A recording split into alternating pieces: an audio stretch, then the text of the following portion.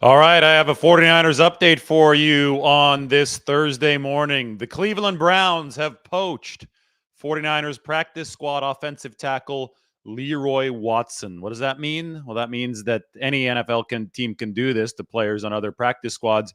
They've signed Leroy Watson to their active roster. So the 49ers lose a promising second-year developmental offensive tackle. Leroy Watson was very unlikely to play for them this season, but the Browns are more desperate with DeJuan Jones currently hurt to fill out their offensive line depth. So they have room for Leroy Watson on their 53-man roster. The 49ers did not. In case you're not familiar, Leroy Watson, he was teammates with Spencer Burford at Texas San Antonio. Entered the league like Spencer Burford last season. First with the Atlanta Falcons as an undrafted free agent, and then he moved over to the 49ers.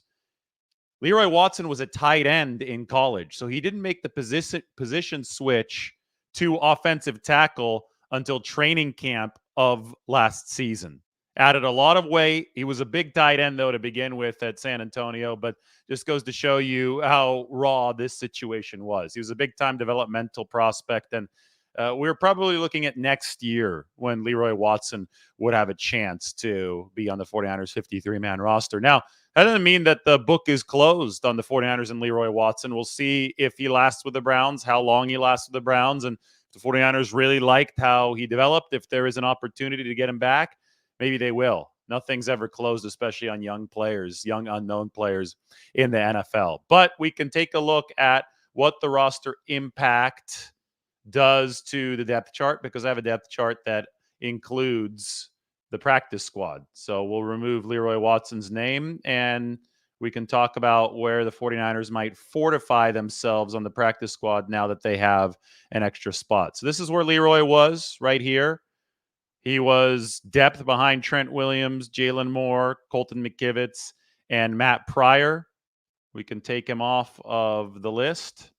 Boom, he's gone. There's an extra spot now available on the 16-man practice squad. Now, the 49ers signed an offensive lineman the other day, Jesse Davis, a veteran, really the opposite of Leroy Watson in that he's played all four positions. He's 32 years old. He's been around the league, started 72 games. I have Jesse Davis right now highlighted in teal. That means new acquisition for the 49ers. I have him slotted in at right guard, but you can also slot him in at left tackle.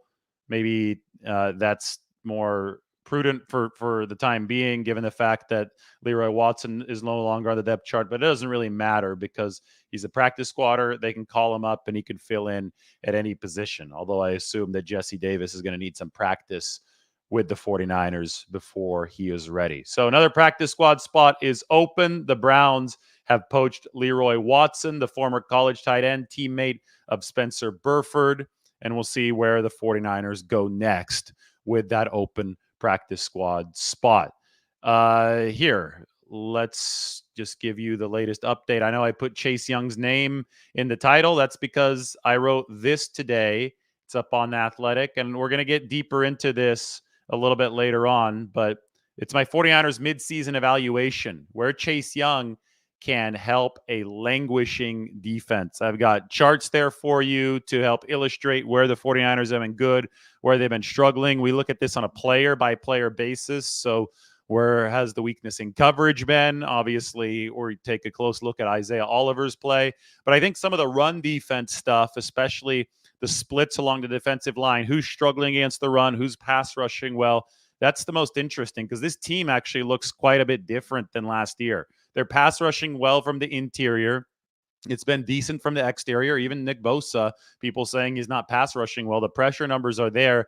It's the edge spot opposite Bosa that has struggled to do a lot of things, including stopping the run. And long story short, that's where Chase Young fits. But please be sure to check out this piece because this is 2,000 words of analysis on the 49ers defense, one of the more confusing units in the league given the first 5 games and then the past 3 being very, very different. So I delve very far into it.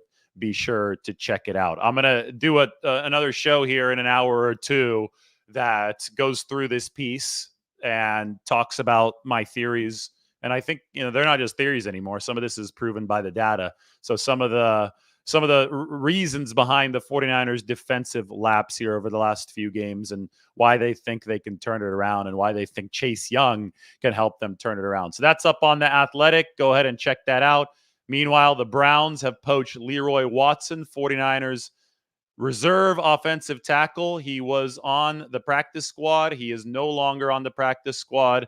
And now the San Francisco 49ers will figure out what to do with the extra spot. Obviously, some injury issues in that offensive line room right now, but Leroy Watson was not a candidate to play right now to replace any of them. Again, developmental prospect. But Trent Williams is working back from the ankle. We'll find out probably on Wednesday what his status going into this week for the Jacksonville Jaguars is going to be, but the 49ers are in a bye, and we do not expect to see Aaron Banks for at least a couple of games. He's dealing with turf toe, hyperextended ligament in one of his toes. So the left side of the 49ers offensive line currently beaten up. We expect Jalen Moore to continue to play for Trent Williams if Trent is not back against Jacksonville, although I do think there's a solid chance that Trent is back against Jacksonville. And we expect John Feliciano to fill in for Aaron Banks at left guard. The recent acquisition, Jesse Davis, probably not ready to play right off the bat, but I've talked about him being a potential Daniel Brunskill replacement as far as a Swiss Army knife that can play in any position and can help fill in for the 49ers if they need so on this offensive line. One position to really look at, and I'm writing the offensive evaluation today, is Spencer Burford. He hasn't been good this year. I think he's done some stuff better than last season, some of the reach blocks on the second level, but the interior in general for the 49ers has been disappointing. Jake Brendel got blown up by DJ Reader on what I thought was a tone-setting play, the 3rd and 1 to start of the game by the Cincinnati Bengals. And the metrics haven't been as good for Jake Brendel this season as they were last season. So the 49ers can use surge from the interior coming out of the break. I think Colton McKivitz has been solid against average competition, and he's really struggled against the best edge rushers that he's faced, TJ Watt and Daniil Hunter. I think people expected that, but it was the same story for Mike McGlinchey, probably to a greater degree. McGlinchey's metrics are actually worse than Colton McKivitz's this year. So it looks like the 49ers made the right move there to not pay McGlinchey all that money. Contract worth up to $87.5 million from the Denver Broncos. But the 49ers, I mean, they're also thinking about the future at this offensive line, and they just lost Leroy Watson, who was part of those future plans. Il Manning, they're looking at as a guard in the future. Jesse Davis is a now kind of player, just the veteran practice squad, or Corey Luciano they're working on at that center position. So they have to keep the line moving, pun intended, the line moving, and maybe they'll fill out Leroy Watson's spot with a practice squatter. We shall see. All right, prep yourself. The next show, it's going to be, I hope, very educational for you. The 49ers mid-season evaluation of a languishing defense. Chase Young, I think he fits in to really help this defense where it needs it, and that is the run defense. We're going to delve deep into that a little bit later. So hit that alarm bell, hit the subscribe button, and go to the description, subscribe to this piece. I think you'll get a whole lot more out of the next video if you do read this report on The Athletic and you're part of that community, because then we could tie both of those two things together. Kind of like the 49ers are trying to tie their pass rush and their pass coverage back together. So why don't you tie your reading and your viewing together, and we'll go from there. All right, talk to you soon. Hope you enjoyed this 49ers update. The Browns now have Leroy Watson. They've beaten the 49ers twice this year on the field and for the developmental tackle. All right, see you soon.